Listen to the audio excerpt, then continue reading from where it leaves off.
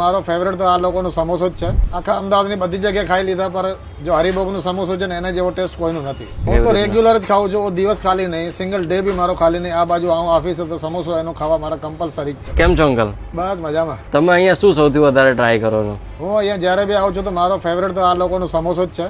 બરોબર છે. પણ આ સમોસાનો જે ટેસ્ટ છે એ બિલકુલ યુનિક છે. આખા અમદાવાદની બધી જગ્યાએ ખાઈ લીધા, પર જો હરિભોગનો સમોસો છે ને એના જેવો ટેસ્ટ કોઈનું નથી. શું વાત છે? હા, એકવાર તમે ટેસ્ટ કરી જોશો તો તમને બી એની ખબર પડી જશે.